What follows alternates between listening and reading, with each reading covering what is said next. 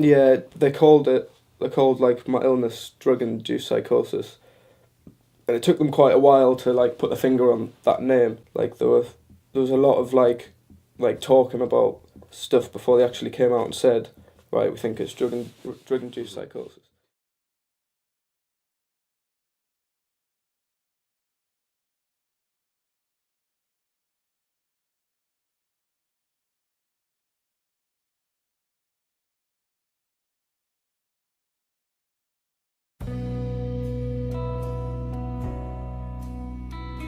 I first got involved with drugs when I was probably about 15, 16. Smoked my first spliff down the river.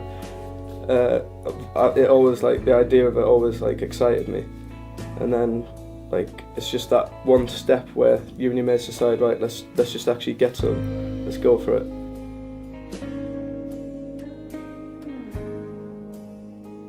When you get older, like there's new things to excite you. So obviously when we started going out drinking, then you get like a bit of a different buzz, and it's not so much like just chilling out. It's more like you wanna like go out party.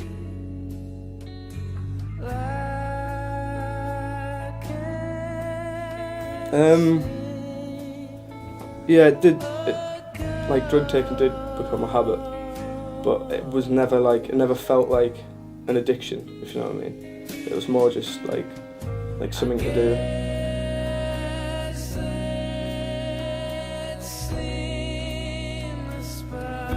The passing round of like spliff, like as you say, like the social aspect, like, and obviously the effects are like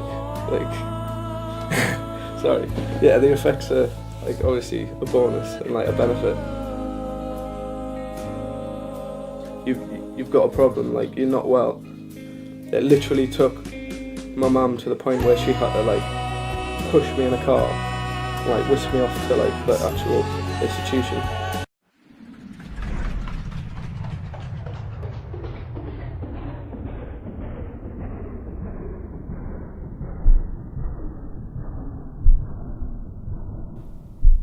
Yeah, like I remember walking into the mental hospital, and they kind of kept me a bit distant from the other patients because they knew I wouldn't really understand why they were there, and I was like pretty much in the clouds. So like it wouldn't have been a good mix.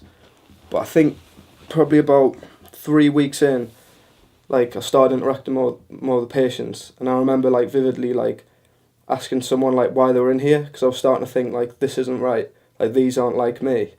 And he said he tried to hang himself, so he's like under like special watch. So they were obviously in for like, there was a lot of people in for suicide. One or two people were in for psychosis, but it was a negative experience. It was self harm as well. Do you know what I mean? So that kind of shocked us. Like that was horrible. I made a few friends. I remember one night being woken up because one of them was getting dragged to hospital. I could hear him screaming outside my door, and he'd like slashed his wrists, and yeah, that was pretty grim. We're just on our way to meet Anna. She does loads of work with young people in mental health, and she actually organised events management course that she helped us with at the Cluny, where we're going to meet her. The company she used to work with, it's called Young Minds, and they're kind of like a central organisation that kind of has branches into all the charities and like organisations to do with young people.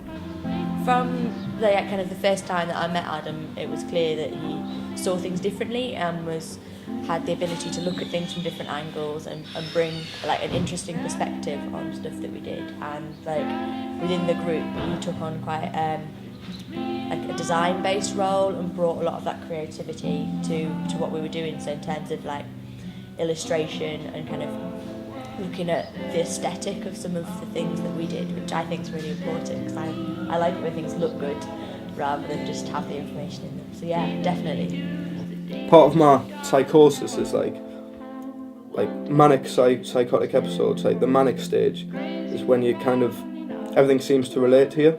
Then I was just like had all this kind of linked information from like external like stimulus just coming in, and and I just felt like I had to kind of project it in some way.